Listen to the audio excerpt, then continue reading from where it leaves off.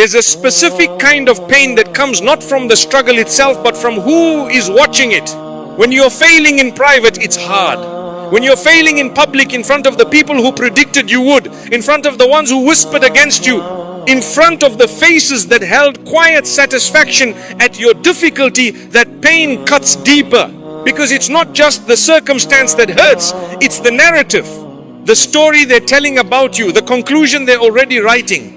And somewhere in you, perhaps quietly, perhaps with a desperation you'd never admit out loud, you've wondered, will this ever turn around? Will they ever have to see it turn around? Here is what Islam says to that question. Not as comfort for comfort's sake, not as easy reassurance, as theological truth backed by 14 centuries of the lived experience of believers who went through exactly what you're going through and came out the other side with testimony that shook the people who had written them off. Allah does not only bless in private, He blesses in front of witnesses. He does not raise His servants quietly in a corner where their enemies cannot see. He raises them in full view. He elevates them specifically in the places and among the people who doubted most heavily. This video is about why He does this, how He does it, and what your role is in the time between where you are now and where He is taking you. 1. The defense that is already active. Before we talk about what is coming, we need to establish something about what is already happening right now today, in the middle of your difficulty, before anything has visibly changed. Allah is already defending you. Not will defend you, not might defend you if you are faithful enough. Is defending you actively, continuously right now, even in moments when you cannot feel or see any evidence of it. The Quran states, indeed Allah defends those who have believed. Surah Al-Hajj 22:38. The Arabic verb used here is in the present continuous tense, not a promise of future defense as a reward for sufficient faith. A present tense description of something that is always occurring. Allah's defense of the believer is an ongoing activity, not a conditional future event. This changes the frame entirely. When you are in the middle of opposition, when people are speaking against you, scheming against you, working to undermine what you are building, you are not waiting for Allah to step in. He is already there. His defense is already active. What you are waiting for is the moment when that defense becomes visible to the people who currently cannot see it. Think about what this means for how you carry yourself right now. The person who genuinely understands this does not move through their difficulty with the frantic energy of someone trying to convince people of their worth. They move with the quiet steadiness of someone who knows that the most important defense of their honor is already in operation. They don't need to shout. They don't need to retaliate. They don't need to prove themselves to every person who has doubted them, because the one who needs no proof from anyone is already on their side. This is not passivity. It is not resignation. It is the specific posture of a person who understands the hierarchy of power correctly. Your enemies, whether they are people who have actively wronged you or simply those who underestimate and dismiss you, operate with limited resources, limited knowledge and limited reach. They can affect your reputation in some circles. They can temporarily block certain doors. They can create real difficulty in your life. What they cannot do is remove you from Allah's care. And Allah's care is not a background benevolence. It is an active, specific, moment by moment defense of the people who have given themselves to Him. So when you feel surrounded by opposition today, before anything has changed, before any visible sign of turning has arrived, know this: you are not unprotected. The protection is in place. What's coming is the revelation of what's already true. 2. Why the blessing happens in public. Now here is the question worth sitting with. If Allah loves His servants, why does He sometimes allow them to suffer in front of their enemies for extended periods before the turning comes? Why not simply protect them invisibly, advance them quietly, and spare them the humiliation of the extended public difficulty? Because the public difficulty is part of the design. This is a hard truth, but it is a freeing one. The story of Yusuf, peace be upon him, is perhaps the most complete illustration of this principle anywhere in revealed literature. His brothers didn't just wrong him privately. They exposed him, humiliated him, sold him like livestock, and then returned home with fabricated grief and a blood-stained shirt. The injustice was public. The humiliation was witnessed. His father wept openly. The apparent verdict of the situation was clear to everyone who could see it. Yusuf was finished. And then Allah spent years building something in the dark, in the well, in the house of Potiphar, in the prison, that the brothers could not see, could not access, and could not stop. Every injustice against Yusuf was being layered into the foundation of something that would eventually dwarf everything they thought they had achieved by removing him. And when the day came, when the brothers who had sold him stood before him in need, when the very person they had discarded held in his hands what they desperately required, the verse records something extraordinary. Yusuf, from a position of complete authority, said to them, "There is no blame on you today." Surah Yusuf 12 to 92. He didn't need revenge. He didn't need them to grovel. He didn't even need their acknowledgement that they had been wrong. Though the acknowledgement came, he was standing in the fulfillment of what Allah had written for him, and from that elevation, their past actions against him had become almost irrelevant. They hadn't stopped the plan. They had been instruments of it. This is why the blessing happens in public, because the reversal needs to be witnessed by the same audience that witnessed the difficulty. The people who saw you low need to see you elevated. Not for your ego, though the human heart does carry a legitimate desire for vindication, and Allah knows this and does not shame us for it, but because the public elevation is testimony. It is evidence that no weapon formed against the believer ultimately prospers.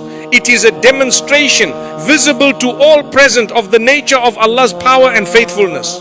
Every time Allah publicly blesses someone who was publicly opposed, He is making a statement that goes beyond that individual situation. He is confirming a pattern that runs through all of prophetic history. My servants are not abandoned. The people who trust me are not forsaken. The humiliation I allow is temporary. The elevation I give is real. Your situation is part of that pattern. Your eventual elevation will be testimony too, not only for you but for everyone who watches it happen. 3. Patience is not the waiting, it's the work. Patience is perhaps the most misunderstood concept in Islamic spiritual life. And when people are going through genuine difficulty with genuine enemies, a misunderstanding of patience can either sustain them or break them. The misunderstanding is this: patience means waiting without complaint until things change. The reality is far more active than that. The Quran says, "O you who have believed, seek help through patience and prayer. Indeed, Allah is with the patient." Surah Al-Baqarah 2 to 153. This verse places patience and prayer together as active tools, things you use to navigate difficulty, not simply states you inhabit while waiting. And the promise attached, Allah is with the patient, is not a reward for endurance. It is a description of accompaniment that is already present. Sabr, the Arabic word translated as patience, has a richer meaning than the English word conveys. It includes the idea of restraint, holding yourself back from destructive reactions. It includes the idea of steadfastness, maintaining your course when the pressure to abandon it is intense. And it includes an active orientation of trust, not passive acceptance, but a committed leaning toward Allah in the middle of the difficulty. This means that while you wait for what Allah is preparing, you are not simply sitting still, you are maintaining your character when the provocation to lose it is enormous. You are continuing to do right when the wrong would be so much easier. You are refusing to become who the difficulty wants to make you: bitter, retaliatory, diminished, defeated. You are, in a very real sense, fighting the hardest battle available to a human being, the battle against your own worst impulses under maximum pressure. And this battle is not unnoticed. The Quran tells us that those who are patient will be given their reward without account. Surah Az-Zumar 39 to 10. Without account, without calculation, without ceiling, without limit. Other rewards are described with measures 10 times, 700 times. The reward of patience alone is described as beyond accounting. This is not because patience is the easiest thing. It is because patience in genuine difficulty, the kind that sustains your integrity, maintains your character, and keeps your trust in Allah intact while real people are doing real damage to your life, is the hardest thing, and Allah rewards it accordingly. Your enemies expect patience to look like defeat. They expect the person who does not immediately retaliate to be the weaker party. But the Quran's framework inverts this completely. The person who sustains their character, their faith, and their forward movement under extended opposition is not weak. They are demonstrating a strength that their enemy's entire strategy cannot break. And the moment that strategy fails, the moment it becomes undeniable that all the effort to stop you has only succeeded in delaying you, that the delay was itself preparation, that you arrived at your destination more refined and more grounded than you would have been without the opposition, that is when the patience pays out in public, in front of witnesses. 4. What happens to the plot that was meant to destroy you? There is a verse in the Quran that becomes more astonishing the longer you think about it. And they planned, and Allah planned, and Allah is the best of planners. Surah Al-Imran 354. The context of this verse matters. It describes a moment when the enemies of a prophet had constructed what they believed was an airtight scheme to harm him. They had coordinated, they had used their advantages. They had, by any visible measure, outmaneuvered him. And the Quran's response to this is not to deny that they planned. It acknowledges the planning. And they planned. Yes, it happened. The scheme was real. And Allah planned. Also, simultaneously, at the same time that the enemies were assembling their strategy, Allah was assembling His. And the verse doesn't end there. It ends with an evaluation. Allah is the best of planners. The Arabic word used, khayr al-makirin, carries the sense of supreme strategic mastery. Not simply that Allah's plan was bigger, that Allah's execution was superior in a category that admits no close second. This has a specific and important implication for your situation. The harm that has been directed at you, the schemes that have been deployed, the lies that have been circulated, the doors that have been deliberately closed, the opportunities that have been blocked. None of this has occurred in isolation. From Allah's awareness, He saw it happening. He allowed it. And simultaneously, His own plan was in motion. The beautiful and sometimes alarming truth is that the very instruments of the plot against you may have become instruments of your elevation. The person who spread lies about you may have forced you to develop a quality of character that the lie required. The opportunity that was blocked may have redirected you towards something better you wouldn't have found otherwise. The season of difficulty they created may have been precisely the season in which you developed what you needed to be able to carry what's coming. This is not a naive reading of suffering. Real harm is real. Real injustice is real. The Quran does not minimize any of it. What the Quran insists on is that real harm cannot operate outside of Allah's awareness, and that Allah's response to it is not passive observation but active engagement, the planning of something that uses what was intended for destruction as material for construction. Think about this practically.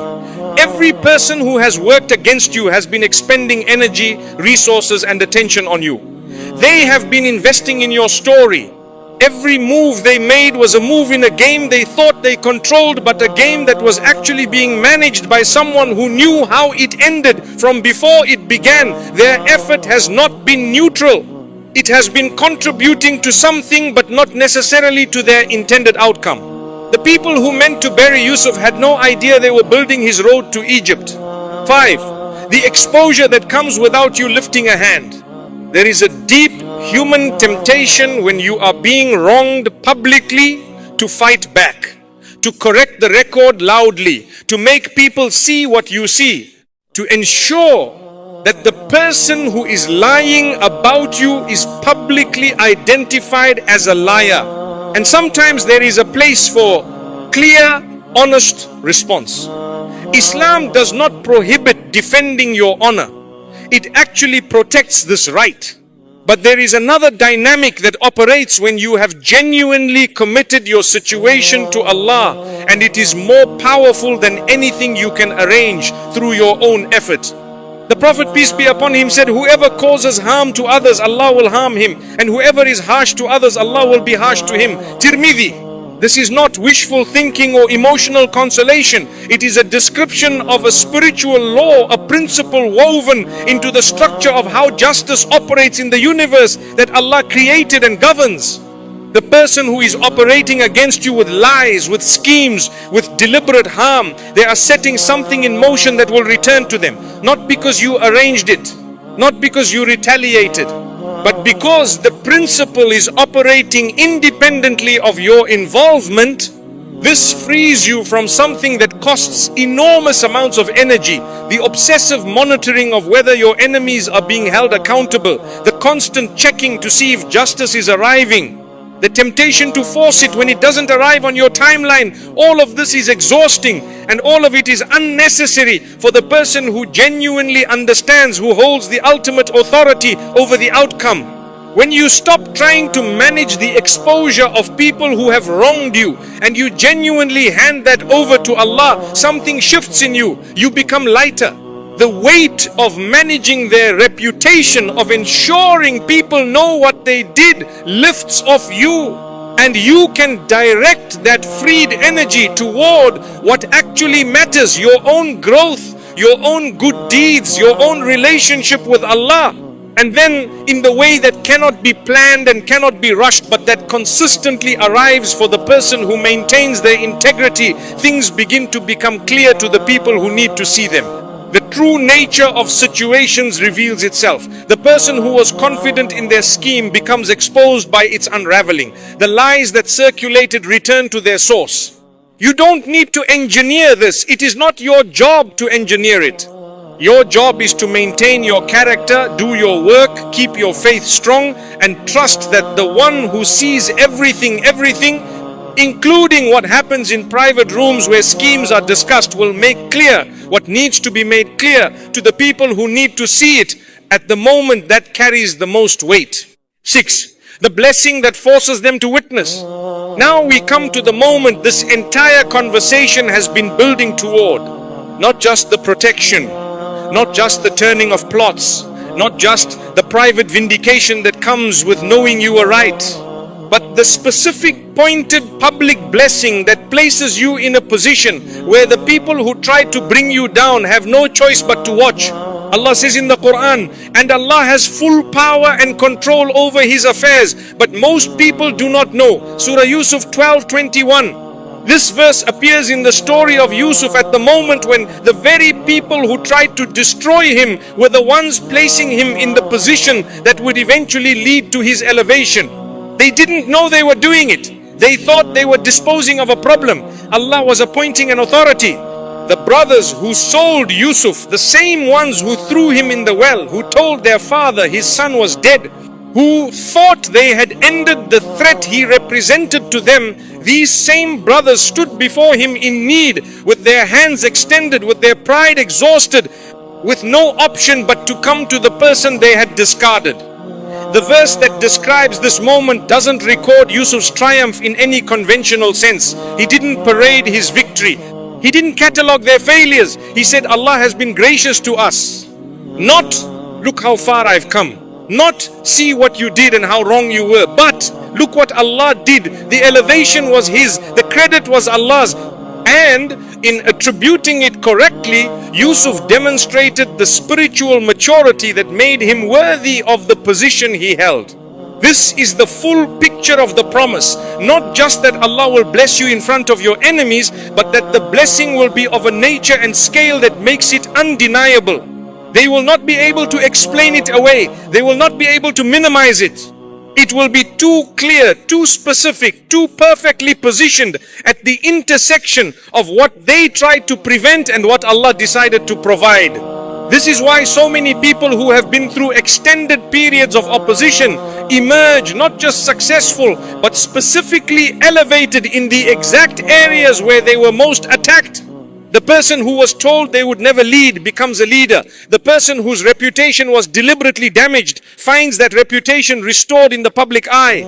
The person who was closed out of specific opportunities finds doors open to them that were never open to the people who closed them. This is not coincidence.